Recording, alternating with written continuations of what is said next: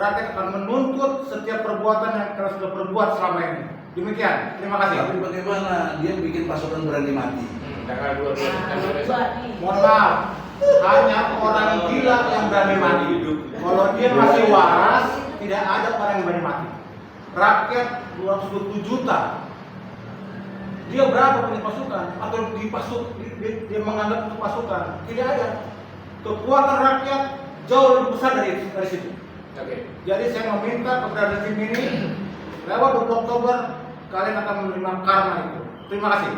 Baik, lanjut dengan Pak Egy sebagai closing statement yang terakhir. Jadi dalam kesempatan sekarang ini kita betul-betul berupaya untuk berbuat yang terbaik, ya kan? Maka dalam waktu ke depan, setelah Beni tanggal 20 Oktober, kurang lebih 1 bulan akan datang, pertanyaan seriusnya, Prabowo bagi kita problem atau solusi? Itu banyak orang yang bisa jawab. Kalau menyebut Prabowo problem karena hasil pemilu curang dan lain sebagainya, oke, logika operasionalnya harus dilawan. Logika operasionalnya harus ada perlawanan. Iya dong, logik itu. Ini kan teori saya kan objektif, sistematis, toleran, jujur, benar. Tapi bagi yang memandang Prabowo ini sebagai presiden yang akan datang adalah solusi atau solutif, ya dukung dengan segala kekurangannya. Berbuat baik untuk supaya kita misalnya bangun, sholat, tahajud, doa, paling tidak itu, karena selemah-lemahnya iman kan doa. Ya kita doakan Prabowo diberi hidayah oleh Allah, memeluk keislamannya itu yang benar, jangan Islam yang abal-abal, Islam yang normatif, tidak substansial, Islam yang betul-betul kafah, ulu visibni kafah. Al-Baqarah ayat 28, masuklah ke dalam Islam secara keseluruhan. Islam itu sistem, dinul itu sistem kehidupan, bukan urusan individu sederhana puasa zakat sampai pergi haji saja. Bagaimana ketakwaan dalam politik, ketakwaan ekonominya, ketakwaan ideologi dan lain sebagainya. Disitulah kita berharap atas izin Allah untuk bangsa Indonesia yang besar ini, mayoritas ya, di dunia dalam arti umat Islamnya, jangan lagi dipimpin oleh presiden yang seperti kemarin ini gitu loh, yang menjadi justru rejim laknatullah kan. Jadi dalam poin ini tinggal kita milih, nggak usah hujat menghujat.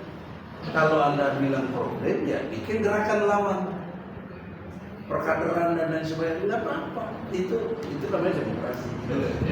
Dan Prabowo jangan juga marah-marah karena dilawan, nggak boleh dong. Kan udah dijamin pasal 28 huruf E, bebas berserikat, berkumpul, menyatakan pendapat, tulisan maupun lisan, bebas. Tapi memang harus ada bertanggung jawab. Itu Pak, jangan kemudian ditangkap. Sama seperti kemarin baru saya ngomong people power aja ditangkap, di penjara 1x3 lagi ruangannya. Itu udah kesan.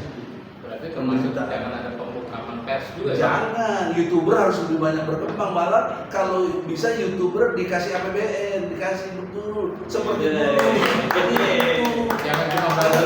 YouTuber ini problemnya di pulsa, susah. Ada kuota aja kadang-kadang. Ya Allah. Dibanding yang waktu zaman Jokowi buzzer dibiayai sampai 94 miliar. Luar biasa. Kita YouTuber kita gembel semua ini susah. Tapi fungsinya membantu pemerintah, memberikan pencerahan. Jadi ini pembicara nggak ada amplop dong? Nggak ada amplop. Jangan minggu dapat amplop kan? Kita nggak amplop. isinya. Isinya. Apalagi isinya kagak ada. Amplop banyak isinya. Jadi inilah investasi akhirat. Baik. Ini investasi akhirat kita supaya kita tidak kiamat dalam diri kita. Karena dalam dakwah jangan sekali-sekali minta imbalan. Ini penting, Bos. Ya, Biar gak dilaknat. supaya enggak dilaknat Allah. Baik. Ini bentar, mau buru-buru aja buat apa? Ini dakwah yang luar biasa ini, Bos. Ya, surat ke-25 ya, 25 ayatnya 57.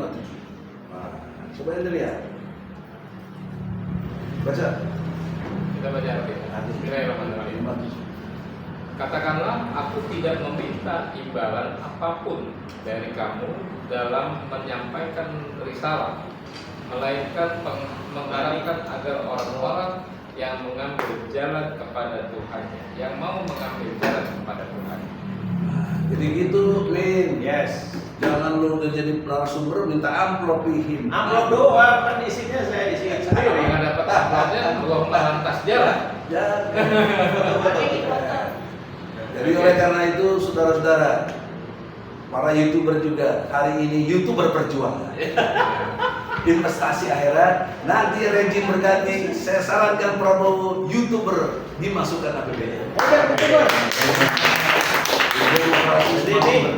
Ini ada pendukung Anies Perjuangan juga. Ya terserah, ini dia perjuangan. Tapi dia udah sadar juga kalau bikin partai sekarang tersandera juga. Emangnya apa? Ya, jangan sosokan mana partai yang tidak tersandera. Lu kalau bikin partai coba kalau ketua partai disandera tuh. Ada Pak Edi. Karena itu dalam perspektif ke depan solusi saya itu aja ya. Saya menempatkan diri melihat Prabowo solutif dengan segala kekurangannya dan kebaikannya kita minta Allah. Itu yang paling rasional. Kenapa? Ngelawan juga gak punya kemampuan, mau lawan apaan gitu. Mau kesini aja mesti pakai duit bukan pakai daun. Nah, Buat ongkos etol segala bensin, aduh, harus secak semua. Sementara yang lain pada pelit, kalau bahasa Indianya mereknya hese. Mereknya hese, pada pelit semua lo susah lah. Ambil gadai mobil lah, apalah ya, itu nasib. Itulah berjuang. Nah, itu kalau kita milih solutif untuk perjuangan. Tapi kalau milihnya dalam pengertian yang mau melawan, ya silakan. Jangan dihalang lagi juga.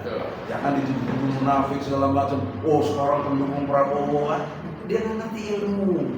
Susul di situ rokok itu, ilmunya cetek.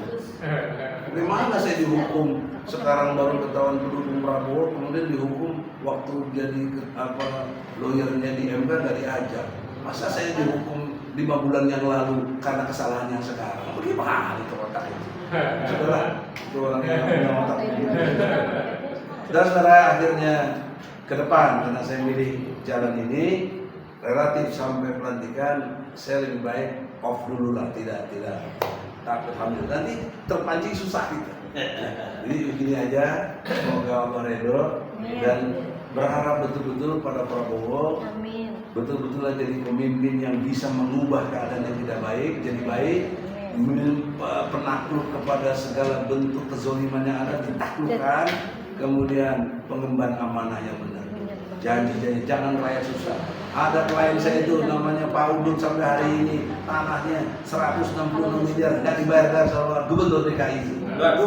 Itu contoh, tapi kita masih sabar. Gubernur DKI yang mana? Ya zamannya dari zaman Jokowi juga lah. Sampai sekarang juga zamannya Heru kalau kau dengar baik sebelum kau dihabisin, tolong dalam arti nggak berkuasa lagi, sebentar lagi kan November ada pergantian, tolong dengan hormat selesaikanlah banyak kasus yang menghutang kepada rakyat. Saya kira demikian, semoga Allah ridho. Assalamualaikum warahmatullahi wabarakatuh. Salam.